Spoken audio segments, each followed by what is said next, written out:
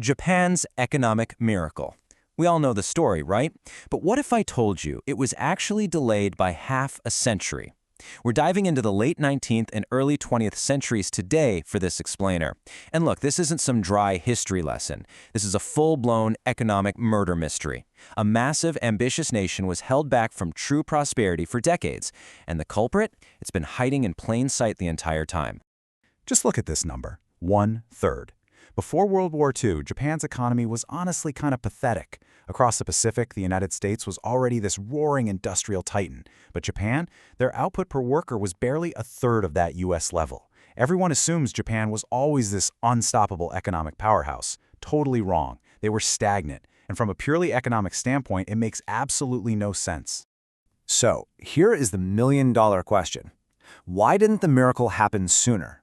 They had the ambition, they had access to modern tech, they had the global trade routes. So what exactly held an entire nation back for decades? Get ready, because the answer is absolutely going to slap you in the face. Notice the massive yellow slice on this chart.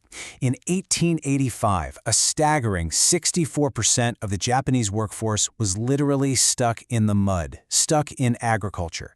Cities at this time were exploding with wealth. Early industrialization was completely transforming the urban landscape. Factories were booming. The future was so clearly in manufacturing. But the people? They were trapped, completely missing out on the Industrial Revolution happening just a few miles away. And here's the craziest part. That number didn't budge. 14 million. For the entire pre-war era, 14 million economic prisoners stayed trapped on farms. Think about the economics here for a second. City wages weren't just a little bit better. They were double, sometimes triple what a farmer could make. That urban-rural income gap was a massive, flashing neon sign. Common sense tells you there should be a mass exodus. Pack your bags, move to the city, get rich, survive. But they didn't. They stayed put. Year after year, decade after decade. Why? Part 1.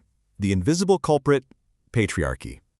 Prepare to have your assumptions totally shattered. Japan's economy wasn't choked by a lack of skills. It wasn't choked by government bans on migration. It was choked by fathers. Yes, fathers. The invisible hand of the free market got completely crushed by the iron fist of patriarchy. It was called the E system, a deeply rooted patrilineal family tradition. It dictated that the eldest son inherits the land. Sounds okay, right? But he also inherits a prison sentence. Under this system, the family is a single financial unit controlled entirely by the patriarch. The eldest son is commanded to stay on the farm just to ensure the family's continuity. Tradition completely overruled economic logic. Family loyalty literally destroyed personal wealth. Notice how these three elements build the perfect legal trap. Step 1. Dad holds all the cards. He controls the land, he controls the family assets. Step 2. The pre-war Civil Code of 1898 legally enforces his absolute authority. Defy your father, you face total disinheritance and social ruin. Step 3. The son is officially trapped. He's legally, socially, and psychologically forced to act against his own financial survival. He literally has to stay poor, just to keep the bloodline on the farm. Listen to this quote from the researchers who dug into this historical data. The head of the eye has remained remarkably powerful in deciding who would and would not go to the city. Think about the math behind this for a second. That's one family dynamic, one stubborn patriarch hoarding his labor force. Now multiply that by millions of households across the entire Japanese archipelago. The sheer scale is terrifying. A single cultural quirk completely paralyzed a massive nation's labor mobility. It's absolutely mind-blowing. Part 2. Simulating a different history. Now, economists love a good what-if scenario. So what if we just digitally erase the father's control? Researchers ran a standard two-sector economic growth model. And this isn't just guesswork, folks. This is hard science. They took the actual historical wage data, capital accumulation rates, and population numbers from both the farms and the cities. Then they built a simulation. They simply deleted the patriarchal barrier. They gave those 14 million captive workers rational individual freedom. No more forced farming, no more restrictive civil code, just pure economic choice. Where would the money take them, and what would happen to the nation's overall wealth? Check out the massive divergence on this chart. Look at the solid line. That is actual recorded history. Stagnant, flat. Now look at the dotted line soaring into the sky. That's the simulation without the patriarchal barrier. That massive gap between the lines represents pure, unrealized national wealth. Output surges violently. Without the iron grip of fathers, Japan instantly jumps from a third of U.S. wealth to half. Decades of stagnation totally wiped out just by letting sons legally leave the farm to follow the money. And guys, it gets even crazier. Removing this barrier wouldn't just shuffle a few workers around. It would ignite an economy-wide explosion. This graph shows overall efficiency absolutely skyrocketing. Why? Because when you free the sons, they flood into the cities. Factories suddenly have this massive influx of available labor. That makes it incredibly profitable for businesses to expand, build new facilities, and buy advanced machinery. Freeing the labor force sparks a massive, nationwide investment boom. The math completely proves it. Tradition was literally suffocating national innovation. Part 3. Dismantling rival theories. Okay, so some traditional labor economists will try to sell you a very different story. Here is the clash of ideas. Theory 1. Farmers just lacked the education and skills to work in modern factories. A classic skills gap.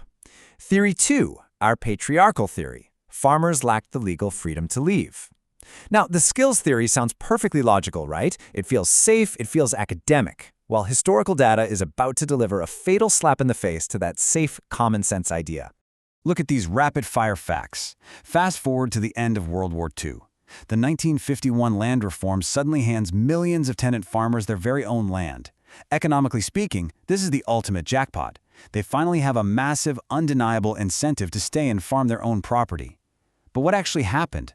Millions of them fled to the cities instantly. The farms emptied out. Why? Because at that exact same time, the post-war government abolished the patriarchal civil code. The legal chains vanished. The very moment the father lost legal control, the sons bolted for the factories. They didn't suddenly gain new factory skills overnight. It was never about skills. It was always about freedom. Part 4. The cost of tradition. Pre-war Japan paid a monumental, invisible price for its family structure. We aren't talking about a minor economic hiccup here. Tradition delayed a national economic miracle by over half a century. It kept millions of people in relative poverty, suppressing an entire nation's potential, simply to satisfy a cultural norm. That is the true, devastating cost of a stubborn tradition. Which brings us to a lingering, honestly terrifying question. What about us? What immense economic potential are our own cultural traditions secretly bankrupting today? Look closely at your own society. Look at the unwritten rules we all follow blindly.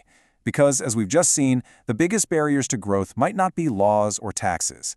They might just be the invisible constraints we proudly call tradition.